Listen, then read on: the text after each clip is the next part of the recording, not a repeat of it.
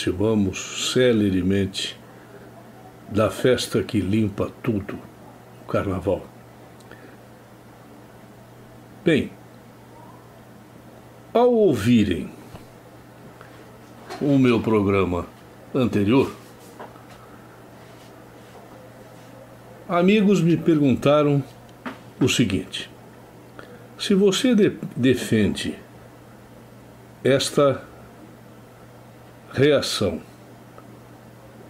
violenta contra as manifestações aqui, você então estaria de acordo com a repressão violenta que tem havido na Ucrânia,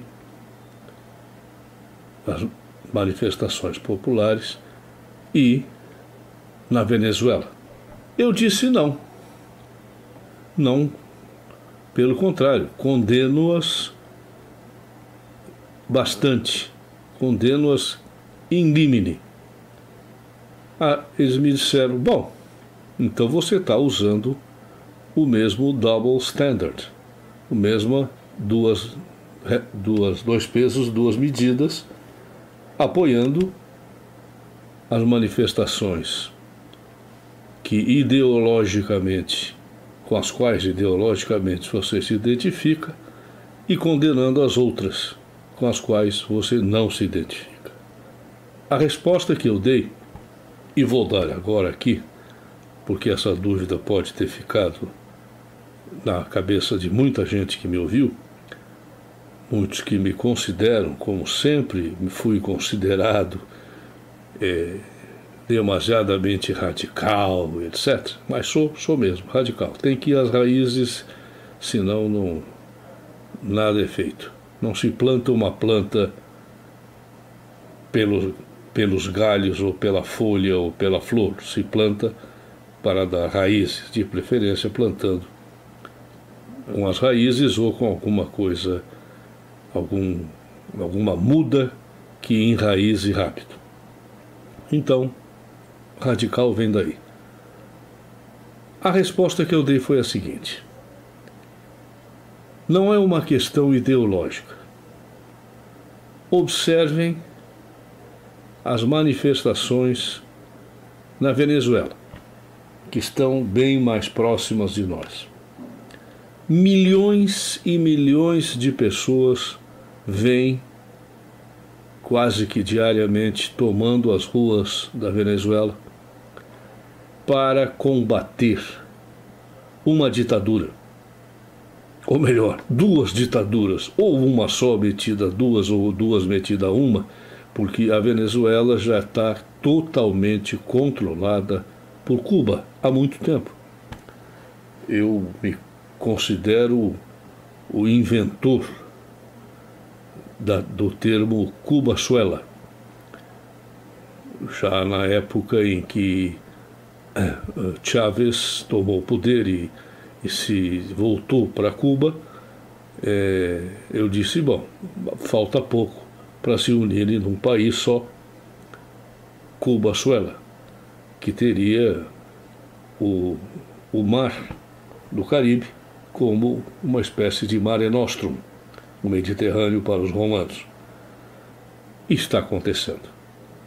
Já há mais de 2 anos que existem milhares e milhares, dezenas de milhares de soldados cubanos, além de outros milhares de agentes secretos e de agentes nem tão secretos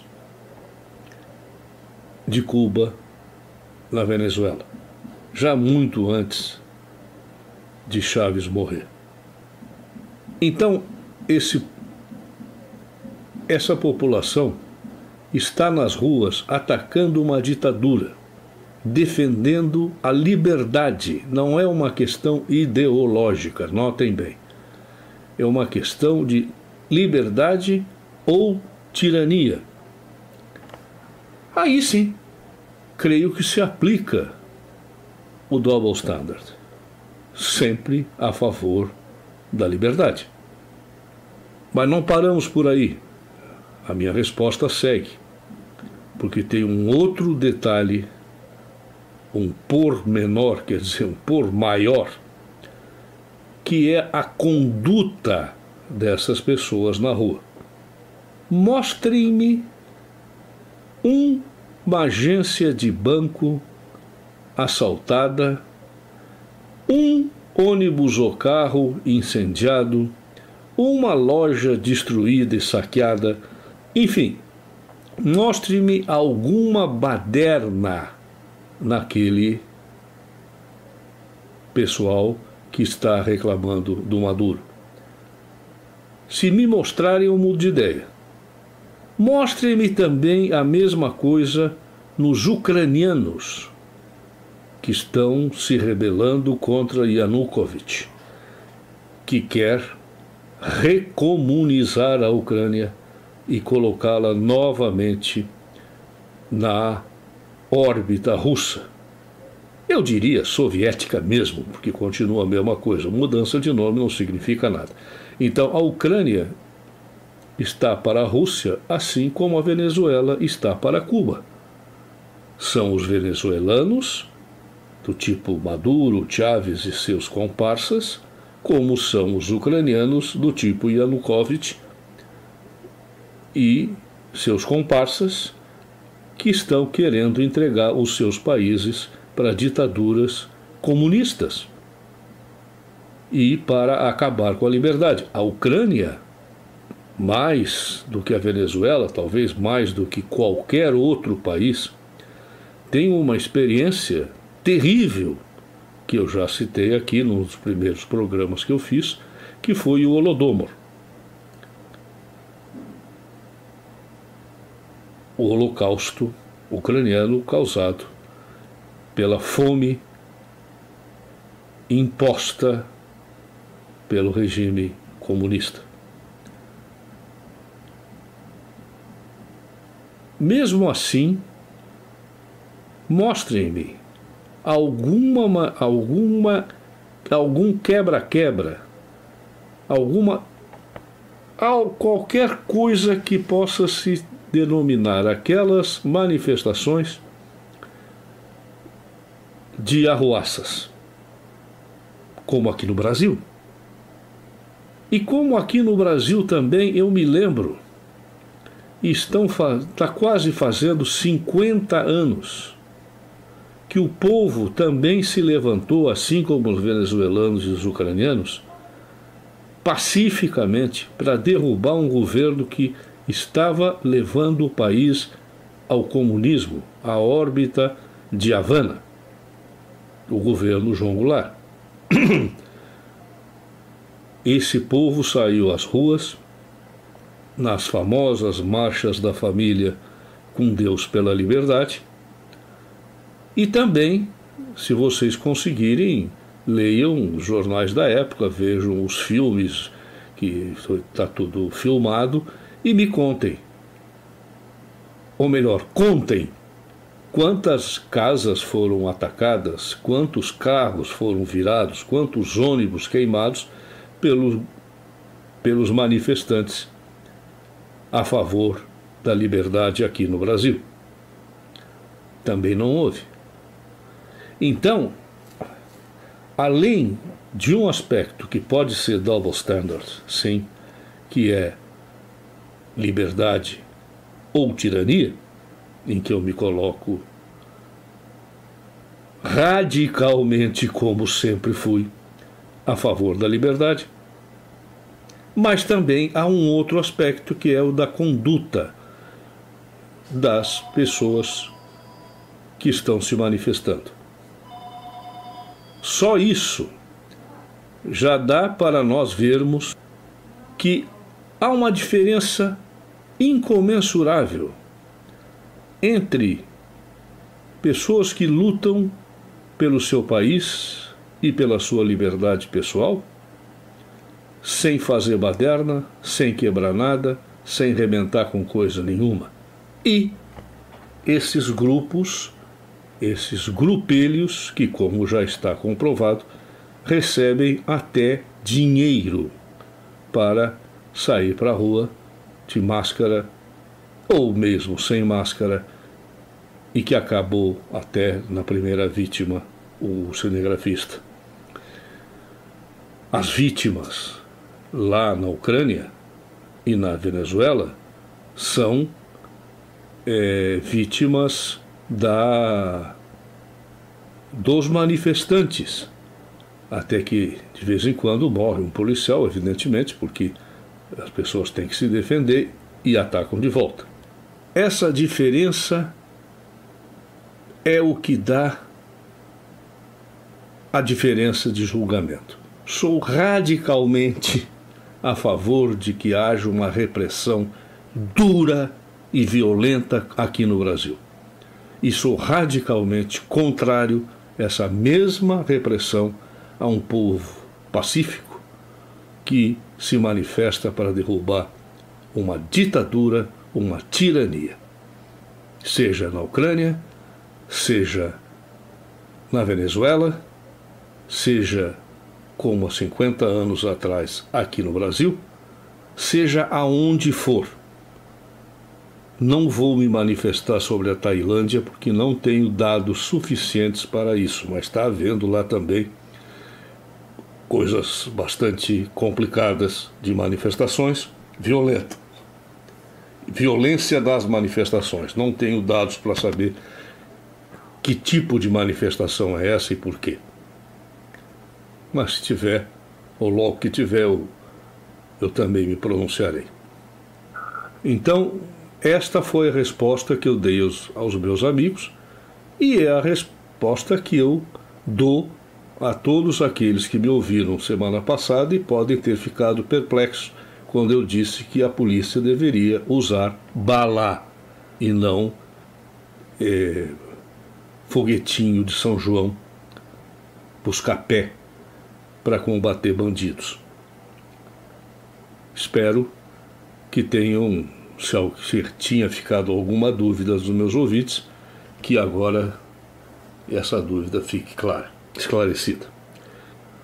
Um outro ponto muito importante que eu vejo é o seguinte: sempre, o que é uma coisa rara, mas sempre que um jornal, aqui no Brasil e nos Estados Unidos também, abre espaço para alguém que saia do consenso esquerdista de toda a redação, é uma gritaria geral. A entrada do Rodrigo Constantino no Globo foi recebida a paus e pedras. O Globo foi violentamente atacado por cartas, que é um absurdo colocar um reacionário, quando todo mundo sabe que ele faz isso, que a redação do Globo faz isso exclusivamente para poder dizer, está vendo como nós somos independentes e tolerantes. Olavo de Carvalho, se alguém entrevista o Olavo, é um Deus nos acuda. E eu me lembro também, há anos atrás, eu até escrevi um artigo sobre isso, chamado Quem Tem Medo do Coronel, quando uma repórter de uma revista, não me lembro qual foi a revista, a repórter foi Renata Lopretti, resolveu não apenas falar, mas entrevistar o coronel Brilhante Ustra,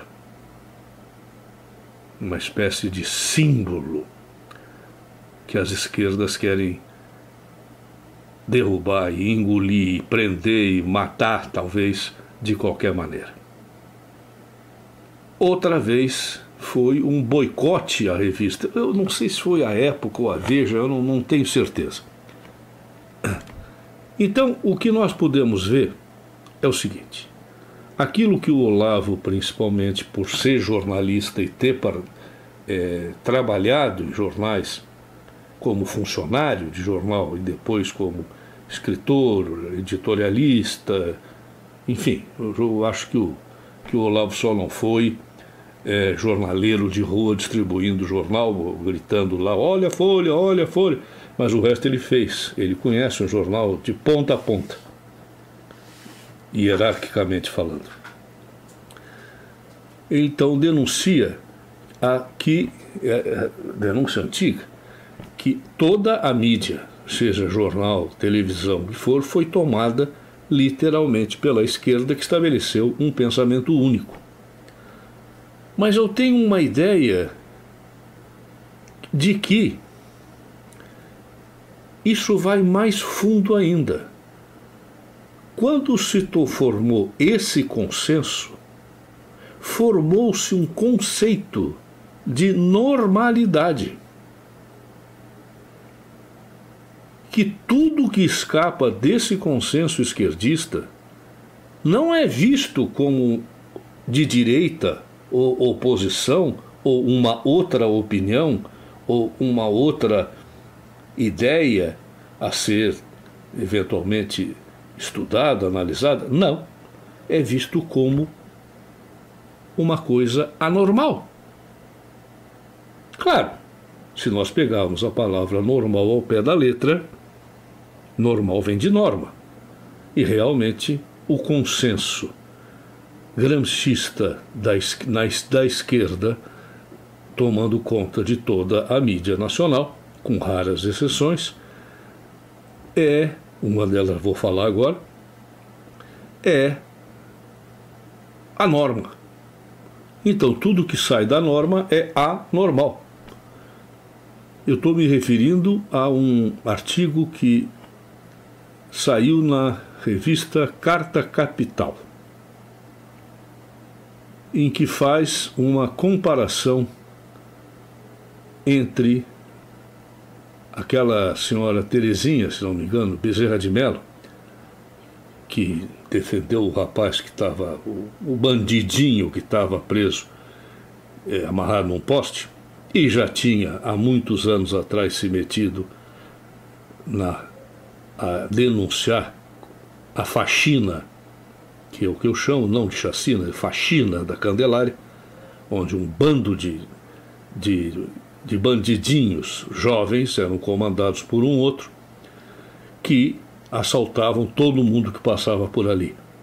Mas a senhora, não, é Ivone, né? Ivone, eu não sei se é Ivone ou Terezinha, eu sei que é Bezerra de Mello.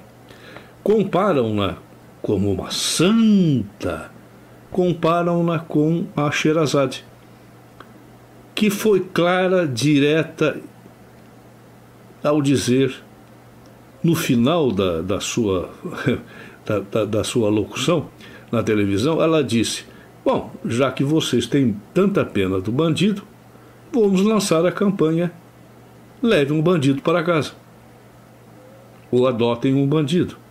Então,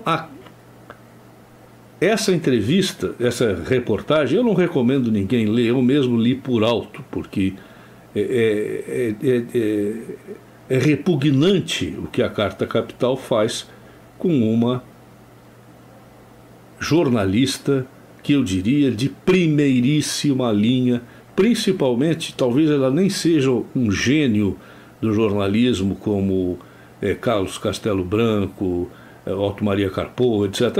Não, provavelmente não é nada disso. No entanto, nesta mixórdia em que se transformou a mídia brasileira, Sherazade dá de 1000 em qualquer desses âncoras de jornal, em qualquer desses editorialistas normais. Mas eu estou falando normal porque realmente a entrevista e a reportagem e vários outros comentários que eu tenho ouvido e lido se referem a ela como intolerante, como uma mulher anormal. Bom, e ela é mesmo, né? É anormal, ela está fora da norma, não apenas como jornalista, mas pelo que eu li, escrito pelo professor Hermes Rodrigues Neri. Ela é uma mulher linda, sedutora, casada com filhos, casada com homem, com filhos, e que também seria cristã, como o Neri é católico, eu acho que quando ele fala cristã, ele está se referindo a que ela é católica, mas mesmo que não seja, e é uma pessoa que com certeza mantém a sua fé e a defende. Então é totalmente anormal. Bom, eu não diria que ela é anormal na população, na maioria da população brasileira, que eu acho que também é mais ou menos assim, é bem mais conservadora. Mas dentro da mídia, ora. O que é isso? Essa mulher é um absurdo, temos que expurgar. Ah, sim, já há movimentos para a SBT tirá-la, porque ela representa a intolerância. Agora, alguém já perguntou se os tolerantes toleram os outros? Não. Eles toleram a si mesmos, uns aos outros. Sabe por quê? Porque diz a mesma coisa. São meros repetidores, como o papagaio, do primeiro que fala sobre um assunto, os outros vão repetindo. Então todo mundo é tolerante. É a mesma coisa. O Veríssimo deve tolerar o Zuenir Ventura, que por sua vez tolera... Bom, já nem consigo me lembrar aqui, mas todos aqueles que escrevem nesses jornais, que toleram o pessoal da Carta Capital, a Miriam Leitão, são tolerantes entre si, uma maravilha, mas não toleram que alguém discorde. Então notem bem, a mídia está sob uma ditadura aqui no Brasil. Eu tenho dúvida se a Rádio Vox vai continuar no ar, sinceramente. Faço questão de que sim. Acho que é uma iniciativa brilhante desses rapazes e que, obviamente, também nós participamos, os que foram convidados para ser locutores da rádio. Claro, nós também temos o nosso mérito, todos nós, mas eu tenho dúvida se vamos continuar gozando dessa liberdade, porque nós somos todos anormais. Nós dizemos coisas malucas, nós defendemos coisas conservadoras, reacionárias, coisas medievais e por aí vai. Enquanto os verdadeiros tolerantes, os normais, esses defendem avanços, defendem a modernidade, cada vez avançar mais, defendem a raiz humana das mudanças climáticas, coisa que é absolutamente impossível que seja assim. O melhor exemplo que eu já ouvi foi o seguinte: na Amazônia chove porque tem árvore ou tem árvore porque chove? Sabe-se que há centenas ou milhares de anos o Saara era um oásis só. Parou de chover, acabou o Saara. Agora, o regime de chuvas, né? Isso. E também, agora, a mais moderna, a sustentabilidade. Bom, o que acontece é que nós todos aqui, então, ao denunciarmos tudo isso como lorotas para estabelecer um controle mundial, uma modificação do consenso em todos os sentidos, e como lorotas e falácias, mentiras, porque não existe. E há um ditado chinês que diz, parece que é chinês, e esses dias até eu falei nele como hebraico, sei lá, mas parece que é chinês: uma meia verdade é uma mentira inteira. Então nós somos intolerantes porque nós dissemos assim: para aí, vamos ver o seguinte, você tem certeza que você está dizendo? Mas como? É claro, a ONU falou. Tá, bom, então tá aí. É isso. Eu queria chamar a atenção para esse ponto, porque através dessa jornalista Sherazade, eles estão atacando todos nós, que nos identificamos com aquelas mesmas posições mais conservadoras. A diferença é que a Rádio Vox é uma rádio, vamos dizer, ainda muito pouco ouvida, e a Sherazade lá no SBT é outra conversa, né? Não é como o Jornal Nacional da Globo, é claro, mas é um jornal bastante assistido. Então, ela é um risco muito maior para os tolerantes. O que nós estamos vendo é algo que poderia se chamar de normalização. Como eu falei, a esquerda dominou de tal maneira que conseguiu-se chegar à modificação do senso comum, que era o objetivo inicial de Antônio Gramsci.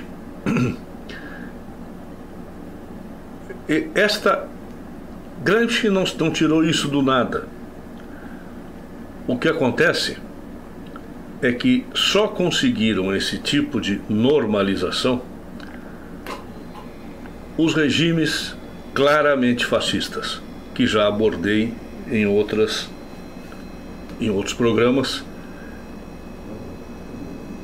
Na Alemanha e na Itália, por exemplo, foram conseguidos essas normalizações de maneiras diversas.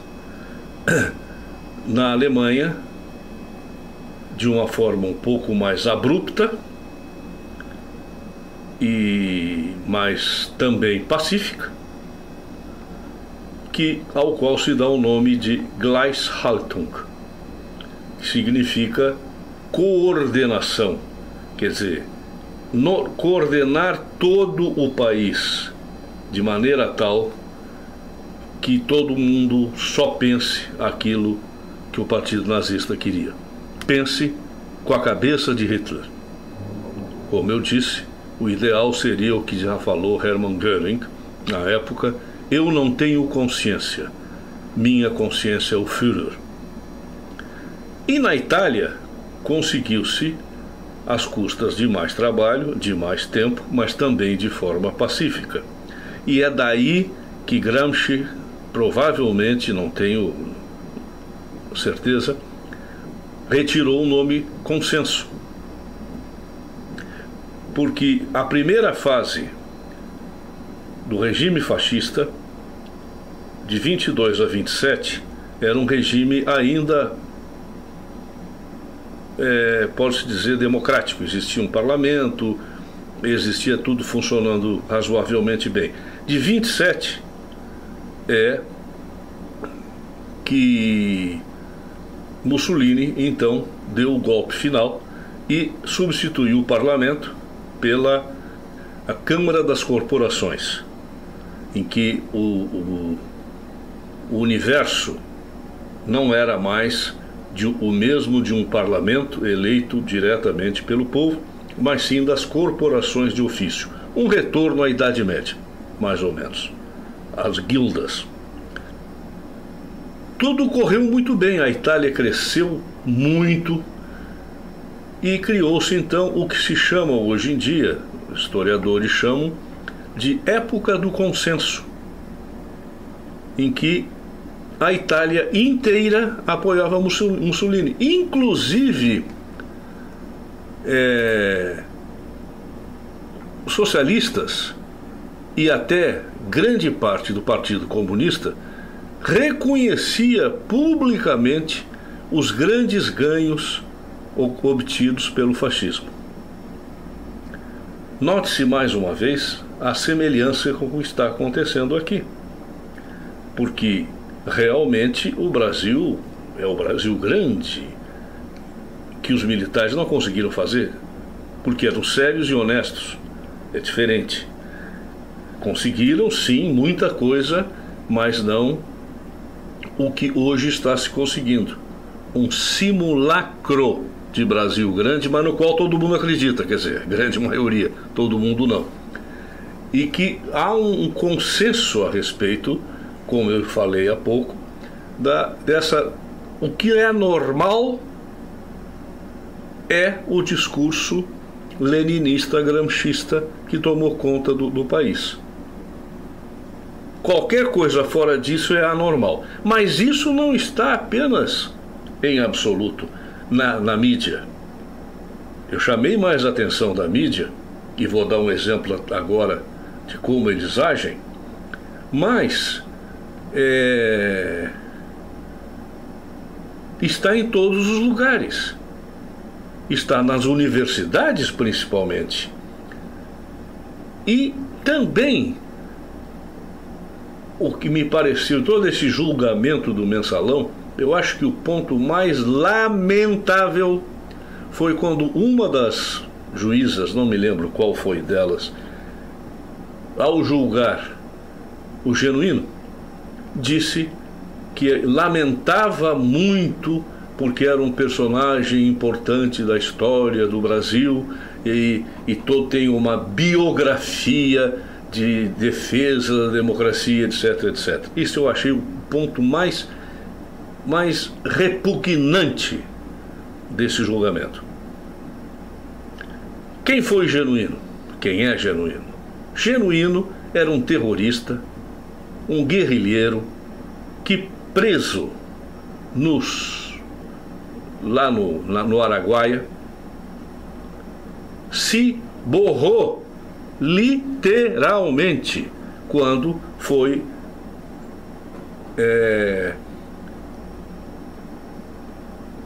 mostrado a ele que já tinham todas as provas contra ele. Isso quem conta no livro dele é o coronel, então não era ainda coronel, acho que era tenente ou capitão, sei lá, Lino Maciel, que foi quem prendeu o Genuíno. Ele se borrou e entregou toda a guerrilha do Araguaia. Quer dizer, além de comuna, cagão. Além de comuna e cagão, denunciou todos os seus colegas. Todos! A guerrilha do Araguaia praticamente acabou, sobraram alguns foquinhos isolados, depois da prisão e do Genuíno ter entregue todo o ouro aos bandidos, vamos dizer assim, ter entregue o ouro ao exército. O coronel Lino disse: eu não mexi num fio de cabelo dele. E Genuíno confirma que nunca foi torturado, nunca foi maltratado, nada. Foi apenas preso. E abriu o bico. Isso está em todos os lugares. Notem que ao se referir ao movimento e ao governo dos militares, o que se chama? Substitui-se 21 anos por uma palavra: ditadura. Todo mundo já sabe o que é ditadura. Pronto. Você basta entrar numa reunião social e dizer do tempo da ditadura, todo mundo acha que já sabe o que é. Inclusive gente que não era nem nascida, nem sabe o que aconteceu naquela época, nem sabe o porquê os militares tomaram o poder. Mas sabem que foi uma ditadura. Basta esta palavrinha. Quem pergunta já se torna suspeito. Mas que negócio foi esse? O que aconteceu no Brasil na ditadura? Bom, como é que você pergunta uma coisa dessa? Todo mundo sabe. Foi uma coisa horrorosa? Não, o próprio curioso, às vezes nem com intenção de nada, apenas de saber, que faça uma pergunta, ele já é visto como suspeito.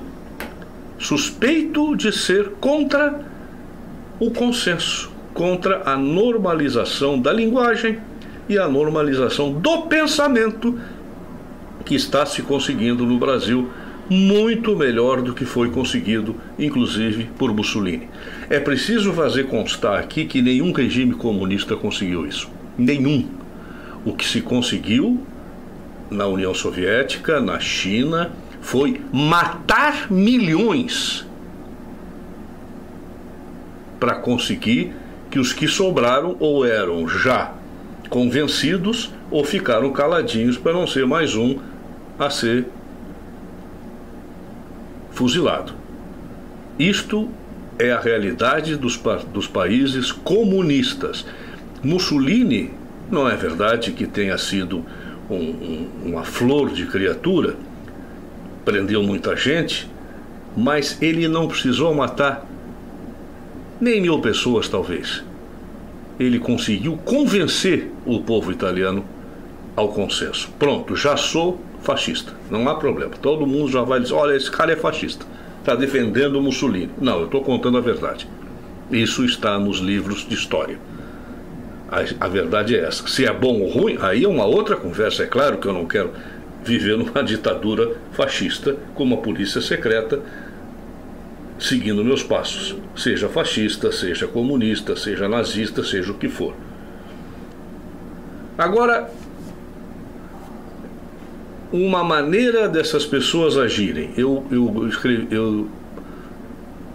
falei uma parte dessa ontem e outra hoje. E temos uma novidade. Um grupo, vejam bem, a pessoa que está na mídia, na berlinda de tudo isso, chama-se Raquel Sherazade. Até um amigo me falou, pô, mas vocês defendem tanto essa moça, ela é linda realmente.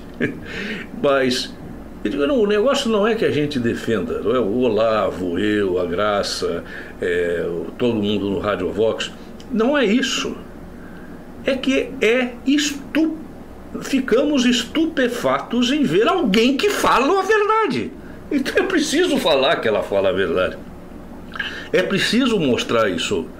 Então não é que porque ela é bonita, ou porque ela é inteligente, ou porque ela é isso, ou porque ela é aquilo. Não. Quem dera que nós tivéssemos 1000, 100 que fossem na mídia como ela. Então, certamente nem lembraria o nome de nenhum deles. Um ou outro se destacaria, etc. Mas a Raquel Sherazade é a única. Vamos fazer o quê? Então, olha como é que essa gente trabalha para destruir uma reputação. Saiu no paraíba.com.br, que é esse o site, o seguinte: publicitários criam perfil da gêmea boa de Raquel Sherazade, Ruth. Ora, a Raquel tem o nome de um personagem da novela Mulheres de Areia, em que tinha um bobinho, muito bem, aliás, levado na tela, não me lembro o nome do ator, mas é um excelente ator, que chamava-se Raquel e era má. E tinha uma irmã gêmea chamada Ruth, que era a irmã boa. Então esse bobinho dizia, Raquel é má, Ruth é boa. Então criaram um perfil de gêmea da Raquel Sherazade, chamada Ruth Sherazade. E estão metendo o pau em tudo que ela faz. Por exemplo, Ruth Sherazade faz campanha pela adoção de casais gays de crianças abandonados. Esse site aberto, que se chama a irmã boa, a gêmea boa de Raquel Sherazade, é um espaço para as pessoas com pensamento oposto ao dela. Nosso objetivo não é ofendê-la, é fazê-la apenas pensar o quanto suas opiniões são surreais e também não sermos processados, diz aos risos alguém lá. Quer dizer, notem bem, eles querem que ela pense e que se convença de que está errada, de que ela é uma anormal.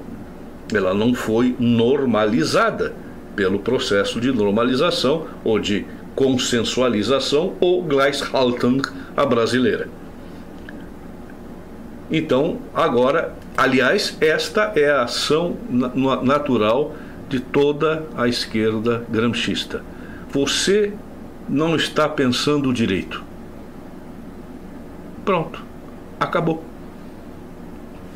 Os sujeitos, quando não está seguro do que sabe e emite uma opinião contrária, ele é imediatamente deparado com isso. você não está pensando direito.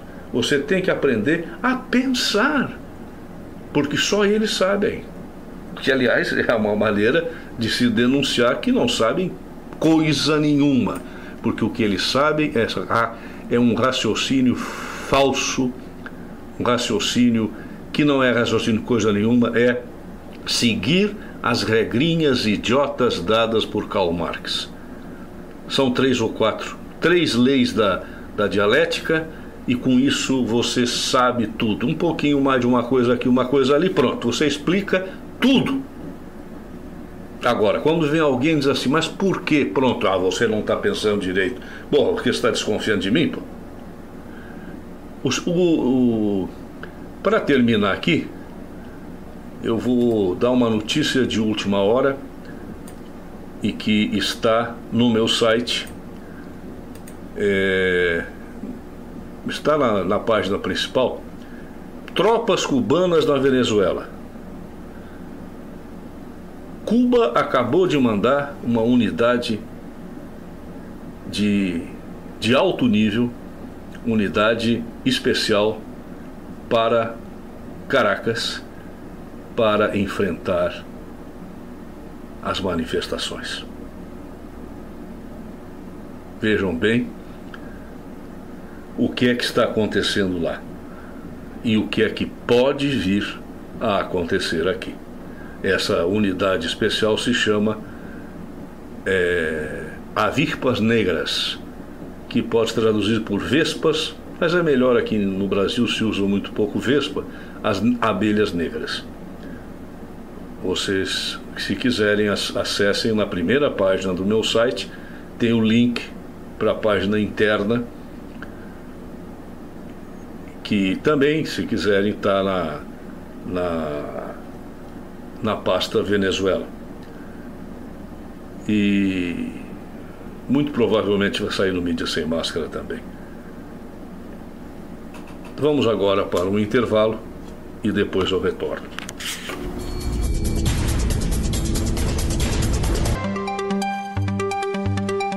Acesse vídeos, notícias, artigos de opinião e a toda a programação no site www.radiovox.org.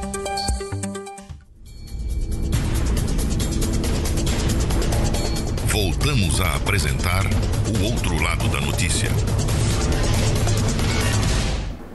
A situação de emergência em que se encontram Ucrânia e Venezuela me fizeram cancelar desse programa de hoje o que modernosamente poderia chamar Espaço Reagan.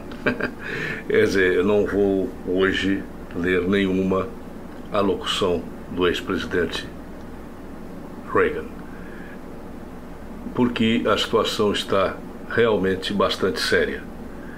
A Venezuela, vocês ouvirão tudo que for de melhor possível no Brasil no próximo programa, porque logo depois vem o programa da Graça Salgueiro, que de longe é a pessoa que mais entende de América Latina aqui no Brasil. Então a Venezuela fica com ela, até Ribon. Mas na Ucrânia a situação está extremamente complicada, inclusive com ameaças sérias de rompimento e de rompimento interno de regiões como, por exemplo, a Crimeia, que é uma região de extrema importância tanto para a Ucrânia quanto para a Rússia, porque lá estão os grandes portos do Mar Negro. É território ucraniano, sempre foi território ucraniano. No entanto, em torno da Crimeia, ela é mais chegada para o lado leste, para o Oriente, que sofre mais ainda a influência dos povos que falam russo dentro das suas próprias fronteiras, das fronteiras da Ucrânia. Então o que acontece é que essa população toda, ela está muito ligada à Rússia e ela apoia, portanto, a decisão de Yanukovych de deixar recusar a entrada para a União Europeia e ficar sob a órbita da Rússia novamente. A coisa é demasiado complicada, porque se perguntarem a minha opinião, eu diria: olha, ruim com um, pior com o outro. Porque a União Europeia também é constituída de pessoas não confiáveis. Pelo contrário, é uma entidade globalista que se formou às custas de uma hegemonia de pessoas que não foram eleitas para coisa nenhuma. Porque o tal de Parlamento Europeu, além de ser uma mera palhaçada, ele não apita. As decisões são todas tomadas em Bruxelas. Agora, ficar na órbita da Rússia talvez seja pior, não sei. Na verdade, eu sigo muito o meu amigo Anatoly Olinik, que tem o site, o blog Notícias da Ucrânia.blogspot.com.br, e lá tem vários artigos sempre, todos os artigos praticamente são traduzidos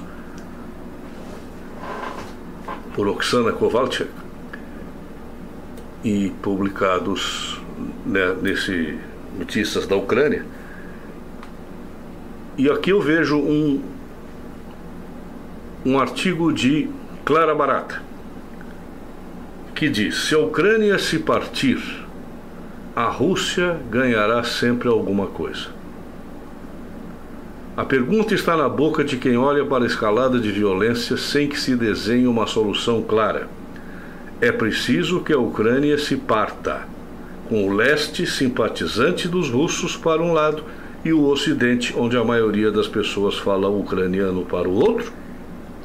A resposta, como tudo na Ucrânia, depende do fator russo. Os alicerces de um país que só se tornou independente após a queda da União Soviética estão a ser postos em causa pelos protestos contra o regime de Viktor Yanukovych. A Ucrânia combina territórios que foram do antigo Império Austro-Húngaro, no Ocidente, com zonas onde a maioria das pessoas falam russo, no Sul e no Leste. Ontem, isso aqui já é informação do site Stratford, o parlamento da Crimeia pediu então uma reunião de emergência, e há uma séria possibilidade de que se rompa a estrutura do país, com algumas regiões saindo da Ucrânia. Há uma tentativa russa de usar o velho ditado romano, divide et impera, divide para imperar. Quer dizer, conseguindo fazer uma divisão da Ucrânia, acontece que a Rússia fica com a faca e o queijo na mão. O queijo, cá entre nós, é a própria Ucrânia. Hoje mesmo saiu também no site Stratford que o presidente Vladimir Putin, da Rússia, em 21 de fevereiro, discutiu a situação da Ucrânia ontem, Hoje vai discutir a situação da Ucrânia com membros do Conselho de Segurança da Rússia. A agência TASS relatou que a conversa, a reunião seria com o primeiro-ministro Dmitry Medvedev, com o ministro do exterior Sergei Lavrov e o chefe da FSB, na verdade, da velha KGB, Boris Gryzlov. Há também o risco de, nessa reunião, ser deixado o presidente Viktor Yanukovych pendurado no pincel, como se diz, retirado da escada, porque a Rússia também não está mais tão interessada em manter essa situação e sim em convocar novas eleições. É um problema sério isso, porque quem vai ganhar as eleições? Há um medo muito grande de que as eleições venham a ser totalmente controladas pela Rússia. Uma outra notícia é que os ministros do exterior da Europa visitarão a Ucrânia.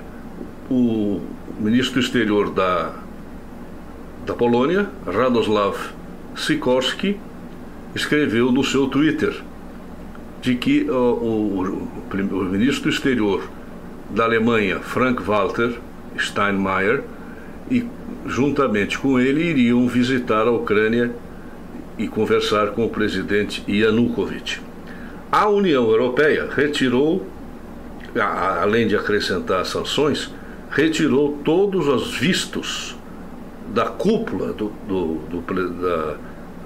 da presidência ucraniana, menos do presidente Viktor Yanukovych, porque precisam dele para vir e conversar. Então, só ele pode entrar na União Europeia com visto. Note-se que a situação é muito grave porque a violência escalou a tal ponto que já não há mais como parar, por mais que se queira. E acho que é bom para as pessoas tomarem conhecimento quem são os protagonistas da Batalha de Kiev. Antes disso, como eu estava falando antes a respeito da mídia brasileira, o que acontece é, às vezes a gente se torna até chato quando lê uma notícia e vê o que está por trás dela, e as pessoas não se dão conta e dizem: pô, você é um chato, você não consegue ler. Isso acontece até na minha casa. Mas, por exemplo, num pequeno quadradinho do globo, diz assim, como se fosse a história da Ucrânia: a Ucrânia, antiga República Soviética. Notem, a Ucrânia foi criada em 1917, provavelmente por Vladimir Lenin, quando a Ucrânia tem centenas de anos.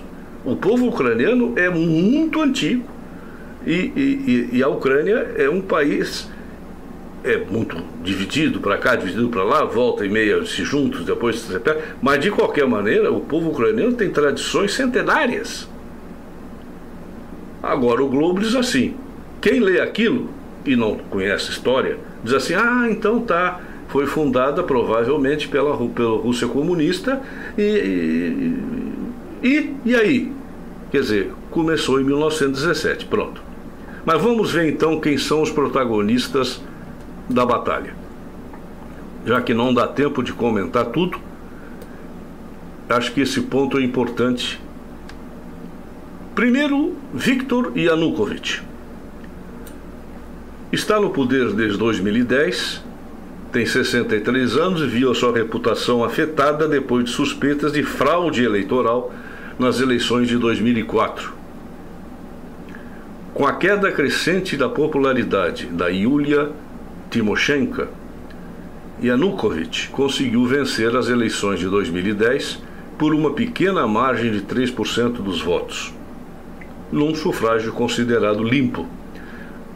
A base de apoio ao seu partido, o Partido das Regiões, encontra-se sobretudo no leste, nas regiões mais próximas da Rússia, tanto culturalmente como economicamente. Cidades como Donetsk, Kharkov, Luhansk têm uma população considerável de pessoas que falam russo e até de étnicos, russos étnicos.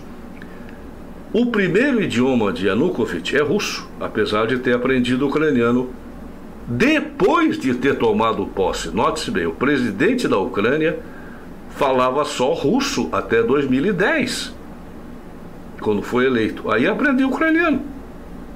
Olha a confusão que já começa aí. Yanukovych,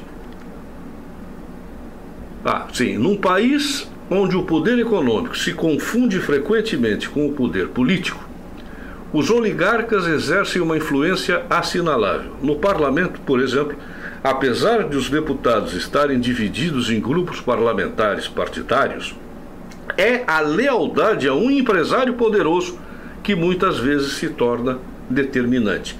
Note aqui que a gente que olha de fora diz assim, bom, o parlamento ucraniano decidiu, o parlamento ucraniano, os partidos reunidos. Não, os partidos existem, mas para inglês ver. Na verdade, quem está dominando aqueles deputados que estão no parlamento são pessoas, são altos potentados, oligarcas. Por exemplo, Yanukovych conta com o apoio de Rinat Akhmetov, o homem mais rico da Ucrânia, com uma fortuna avaliada pela Forbes em 15 milhões e 400 mil dólares. Akhmetov fez fortuna na exploração mineira na região de Donetsk, que já foi governada por Yanukovych, onde também é proprietário do clube Shakhtar Donetsk. Apesar de aparecer hoje como um aliado de Moscou, publicamente Yanukovych sempre se alinhou por uma política de aproximação à União Europeia.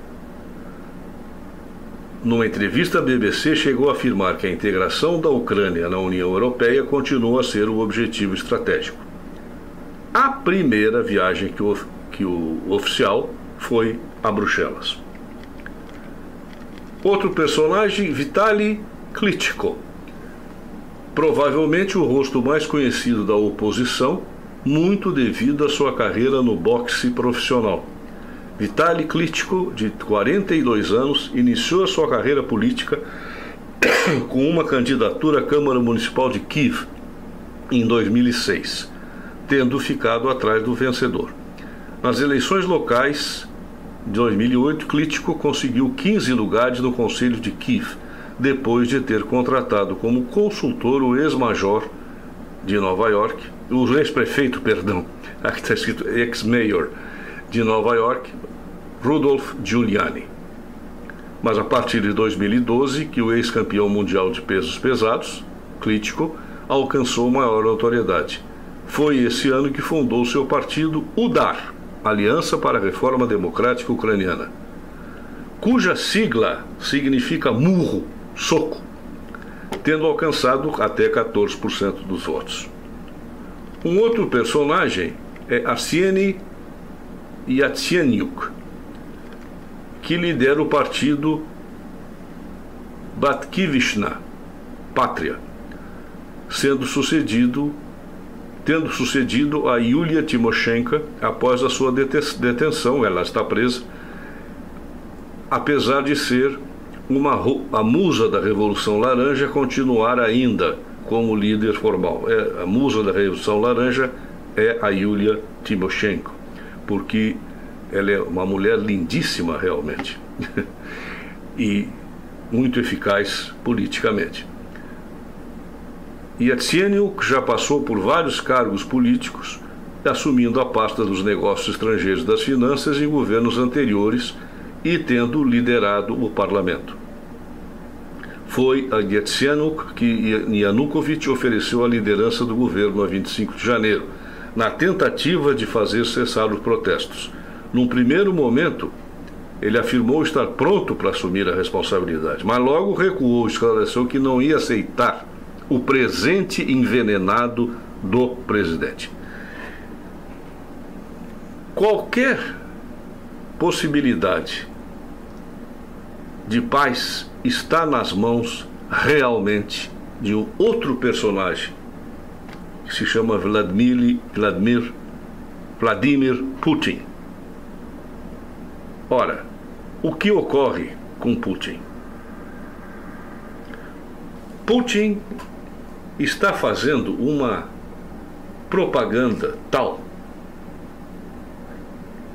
de conservador que está ganhando inúmeros adeptos aqui no Ocidente, em que muitas pessoas estão olhando com muita simpatia Putin, porque ele, finalmente, ele está defendendo a família, está defendendo a família, está contra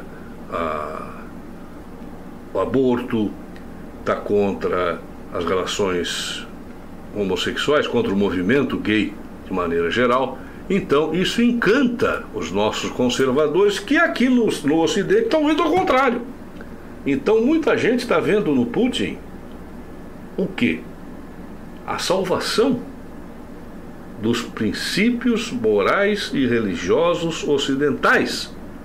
Isto é o maior perigo do mundo. Eu tive a oportunidade de usar uma estrofe de Shakespeare no meu último artigo do Mercador de Veneza, e eu vou lê-la aqui. Para explicar o que é que Putin está fazendo. A citação de Shakespeare, traduzida livremente por mim, foi: o diabo pode citar as escrituras para seus próprios fins. Uma alma danada prestando falso testemunho. É como um vilão com uma face risonha, uma bela maçã podre por dentro. Ó, que formosa aparência tem a falsidade. Como tudo que Shakespeare escreveu, tudo, é de uma profundidade humana impressionante. Então, se você pode pegar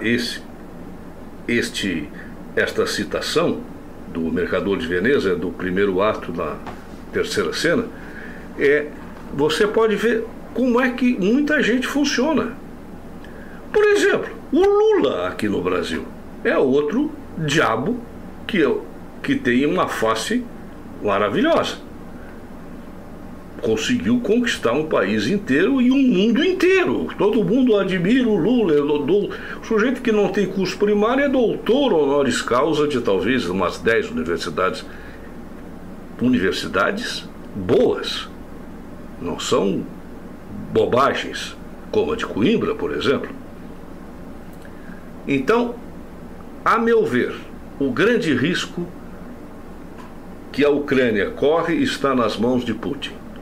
E o grande risco que o conservadorismo ocidental, já estou adiantando um outro assunto, corre também é acreditar que Putin realmente tem uma moral ilibada e que ele pensa de maneira cristã, que ele está de acordo com a pregação cristã a favor da família, contra o aborto, enfim, é muito perigoso, porque esse tipo de gente costuma aguardar a hora certa para dar o bote. Não é como o cascavel, por exemplo, que é um bicho coitado que, quando se sente ameaçado, dá o bote. Não. É muito pior. Nenhuma cobra consegue ser tão venenosa quanto um ser humano, porque o veneno do ser humano é guardado para a hora certa. É como na Itália se fala da vingança, por exemplo. La vendetta se mangia fredda. Quer dizer, a vingança se come fria. Pois é, a ação verdadeira desses falsos defensores da moralidade cristã, também eles vão comê-la fria, quando todo mundo menos esperar. Porque o que é que está acontecendo?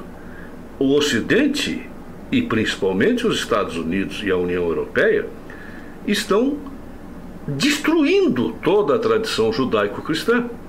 Então, quem está numa posição conservadora está, vamos dizer, catando alguém que diga alguma coisa que signifique retornar àqueles valores antigos.